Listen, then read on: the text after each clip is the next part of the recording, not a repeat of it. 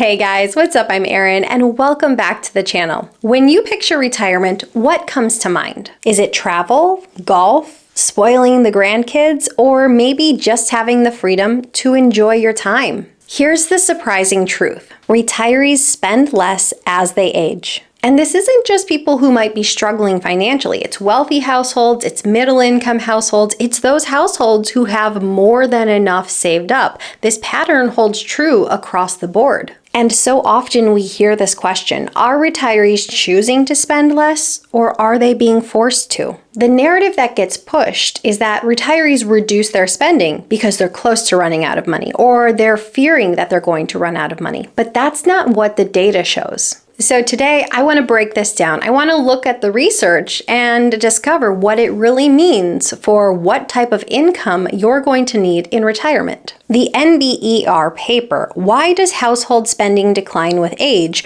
followed more than 5,000 households from 2001 through 2019 as part of the Health and Retirement Study. This gave researchers almost 2 decades worth of data to analyze, and the pattern was crystal clear. No matter what your wealth level, your income level, your education level, spending tended to decline with age. Even with households with more than enough assets, they too reduced their spending over time.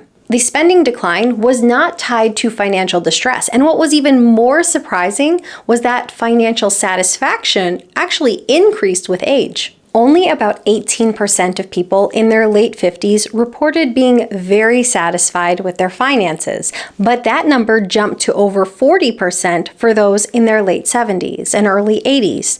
Meanwhile, the share of people who said they were not satisfied at all fell sharply with age. This tends to line up with broader research beyond money. Across many studies, life satisfaction follows a U-shape. It dips in midlife, then rises steadily as people reach their 60s and 70s. So older adults often report being more content even while spending less. The big takeaway is that retirees aren't cutting back because they can't afford life. Instead, they're reallocating money. Healthcare may take a bigger slice of the pie, while categories like travel, transportation, clothing, and leisure may naturally shrink. And at the same time, the enjoyment one might get from those types of purchases naturally declines as well. The critical point is this: spending less as we age often isn't a sign of distress, but rather it's a reflection of how needs, priorities, and enjoyment change as we age. Let's dig into the numbers so you can see exactly what this decline looks like. Researchers found that spending declines steadily year after year once people enter into retirement.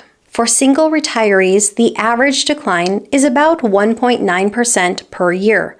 For couples, it's even steeper, around 2.8% per year. So what does that actually look like in real life? Well, let's put some numbers to it.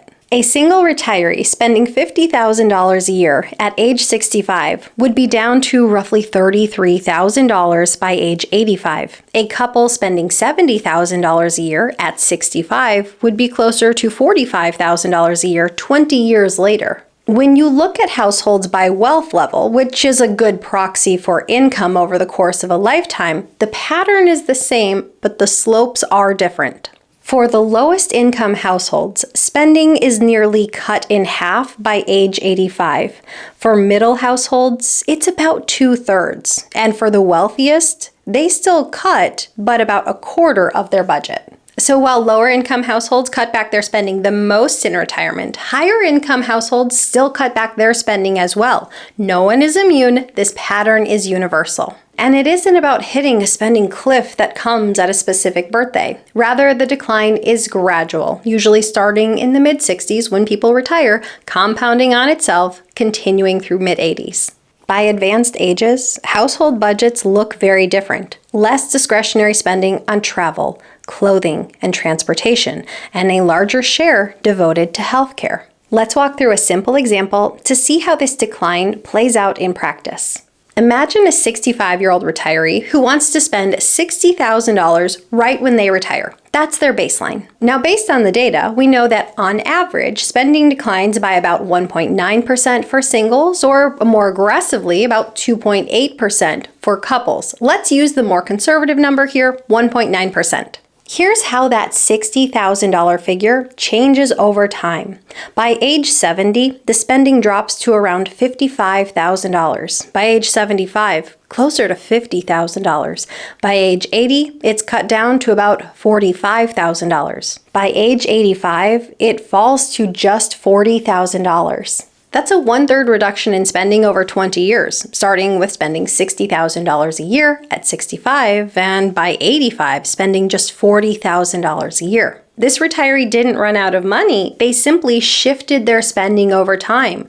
They had less travel, maybe they have less dining out, less big ticket one-off purchases, and so their spending naturally shifted downward. What is first considered a want or a need when you first step into retirement could easily change over time. By the time you're 20 or 30 years into retirement, you may not want the same things or at the same level anymore. This natural spending decline also means less pressure on your portfolio over time. Why? Because guaranteed income streams like Social Security stay fairly consistent, especially with cost of living adjustments built in. So that means your baseline income is pretty stable. In the early years, when your spending is higher, say $60,000, you might need to draw more from your portfolio to fill this gap. But as your spending tends to decline over time, going to $55,000, $50,000, $45,000, all of a sudden, Social Security is covering more of your expenses and there's less pressure on your portfolio. The result is that your portfolio withdrawals might start higher and then slowly taper over time, and this really reduces the stress on your investments. This is why understanding the real trajectory of retirement spending is so powerful. It shifts the conversation from, do I have enough to cover 30 years of flat spending, to how can I plan with flexibility, knowing my needs will change over time? And let's circle back to this big question that often gets so much pushback in this area. Are retirees really cutting back because they want to, or is it because they have to? There are two main theories here. One is the life cycle model. This says that people know the utility of spending and they know the excitement of travel or a new clothing purchase hits different at 85 than it did at 65, and so they anticipate a change in spending behavior. Alternatively, there is the theory of the undersaving model, which essentially says that many retirees enter into retirement without enough money saved and they're forced to make painful cutbacks. The real evidence we see tends to point towards choice. Why is that? Because we see this same spending pattern with wealthy households who have more than enough saved. And across the board, we see an increase in financial satisfaction as people age, even as they're cutting their spending. Now, this certainly doesn't mean that there aren't some retirees who are under pressure. Of course, that subset absolutely exists, but it does suggest that for the vast majority of retirees who are spending less, it's a choice, not force. And it's not just about spending less overall, it's about where the money goes. Here's what typically changes over time. Healthcare grows as a share of the budget. Travel, transportation, clothing, and leisure all shrink. Think about it this way. Maybe we have a couple, both age 65, and they're currently spending about $10,000 a year on travel. By the time they're 85, that number might drop to $2,000 or $3,000 a year. And that money doesn't disappear, it just gets shifted around in the budget. That's not a crisis, that's just how lifestyles tend to evolve as people age. This has huge implications for how we think about retirement income. You've probably heard the old rule of thumb that you may need 70 to 80% of your pre-retirement income as a replacement in retirement.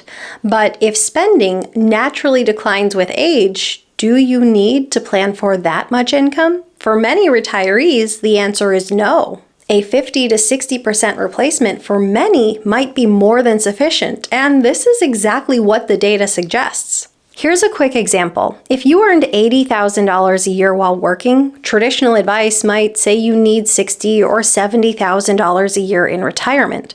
But in reality, your spending might start closer to $55,000 a year.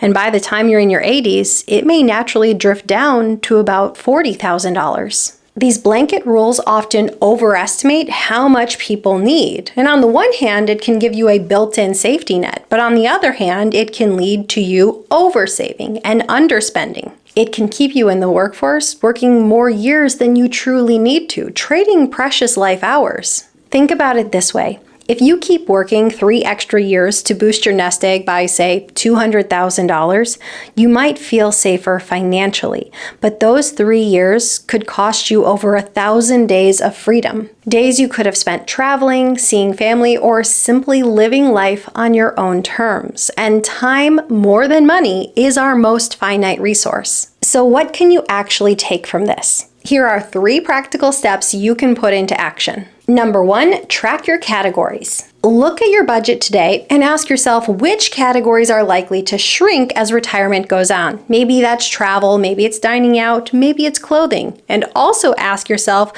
which categories are likely to grow. Maybe that's healthcare, maybe that's home health services. Number 2, model declining needs. Don't assume that you'll spend a flat 80% of your pre-retirement income throughout the course of your entire retirement. Model different numbers. Look at 60% or 70% or 80% and see what that really feels like against your lifestyle. And number 3, build flexibility. Plan for higher discretionary spending in your first decade of retirement and anticipate that it would naturally taper over time. That way you're not caught off guard as these changes happen. You can plan for them in advance. The vast majority of evidence points to the fact that most retirees are spending less over the course of their retirement by choice. And spending doesn't just shrink in retirement, it shifts. That's a really empowering takeaway because that might mean you might not need as much income to support your retirement lifestyle as you originally thought. And the beauty is you could be closer to retirement than you originally thought. Retirement isn't about matching every single dollar you had in spending pre-retirement. It's also about understanding how spending naturally shifts and changes over time so you can plan accordingly.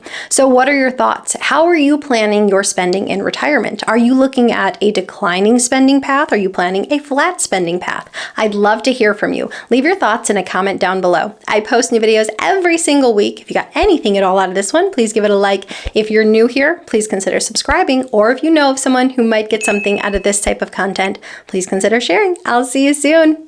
Bye. Enjoy. Needs, priorities, and enjoyment. Needs, priorities. I need to write it behind the camera so I could read something. Spending 500. I don't know who's sending $500,000. Not me. Cut back their most. Nope. Big ticket dining experience. I'm concerned. What happened? I will fix it. I heard it.